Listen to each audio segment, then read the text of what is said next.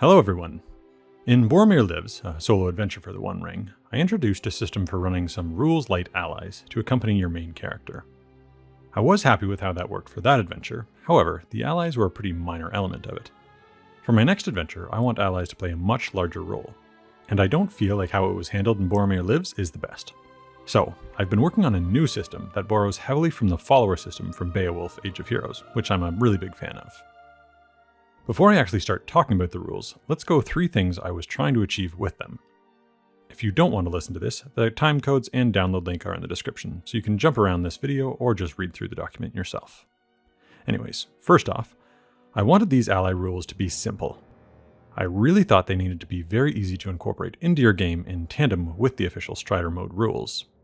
One of the problems I had with the Moria band rules was that they were so extensive that it almost felt like a different game. The sheer number of steps involved in a combat scenario were so complex that I needed a flowchart to follow for every single turn. For me, that takes away from the narrative I'm trying to create and starts to feel more like a miniature skirmish game. I'm hoping that with my ally rules, you will not need to check them at all during most games. Now, I know that making the rules as simple as I have will mean that they are not for everyone. Lots of people want games to have rules that cover every possibility and choice that might come up.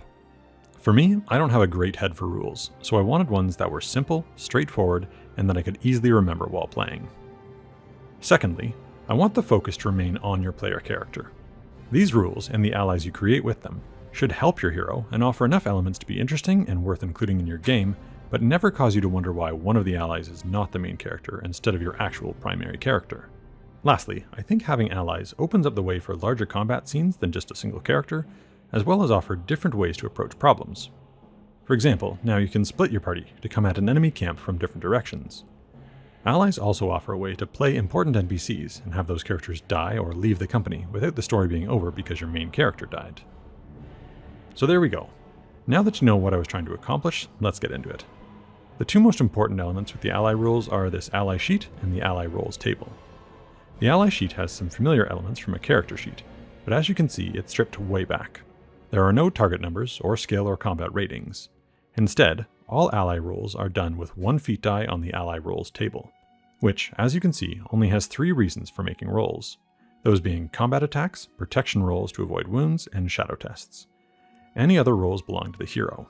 If your hero succeeds on a roll, so too do your allies. One of the issues I think these rules don't fix is that they still really only make sense if your hero is the leader of the company. When I played Overhill and Underhill solo, I wanted Mentha, the Hobbit, to be my main character with Dunhir, the Ranger, as an ally. But it felt odd that I would use the Hobbit's Explore roll, for example, when a Ranger was right there with her. So, that problem is still here, but it works well for what my next adventure is going to be anyways. For combat, stances don't really come into play with allies, except as a way to keep track of when characters take their turns. Allies do have weapons, but no ratings with those weapons. There's just a nice simple D12 roll to determine if they hit or miss.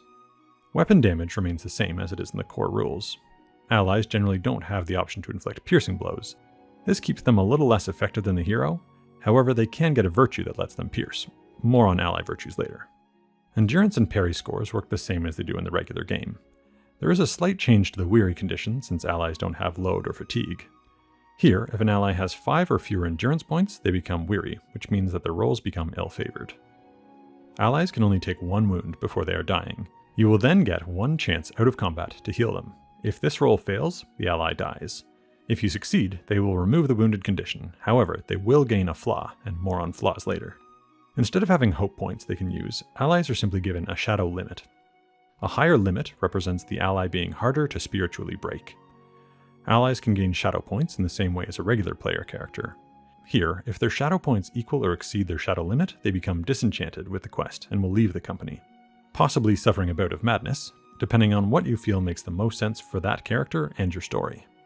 Now it's time to look at virtues and flaws. This is where your allies are really going to feel different.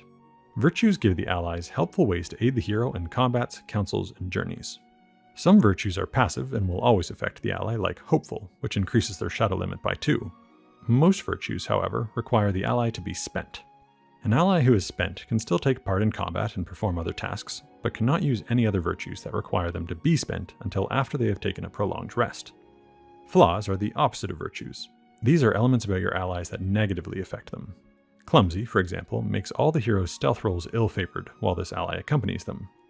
An ally with the clumsy flaw is also ill-favored on all protection rolls. And I particularly like the unwilling flaw, which is for an ally that would rather not be part of your company. Think Gollum with Frodo and Sam, or John a-Leaping from Tales from the Lone Lands. I have included a new Undertaking to choose during the Fellowship phase that will let you grant an ally a new virtue or remove a flaw. You can also improve an ally by giving them rewards. These are likely to be special weapons and armor you find or are given during your campaign. I don't have a list of rewards here, you can just use the existing ones from the core rules. And that is basically everything for running allies in the One Ring. I plan for my future adventures to feature potential allies that can join you along the way. I have included an example one in this document. If you want to create your own, it just involves rolling 3d6s to select their stats, and then give them some weapons and virtues. So it should be pretty quick to make some allies, even in the middle of a game session. At the end of the rules is a sheet with 4 ally blocks and the ally roles table. Hopefully this is all you would need to have with you during a game. I don't have any rules for how many allies you can have. I don't think that's really necessary, but if there was a limit, it might make sense to have it be equal to the combined total of your character's valor and wisdom scores. But please let me know what you think would be best. These rules are still somewhat a work in progress, so I've added a few things at the end of the document that I would love feedback on if you feel so inclined. I hope these rules add something interesting to your Strider mode games. If you share your feedback below, those changes might be included in future rules. Hopefully, by the time my next adventure is out, these rules will be in a nice, fully realized and polished state. That's all from me. Thanks so much for watching, everyone. Have a great day.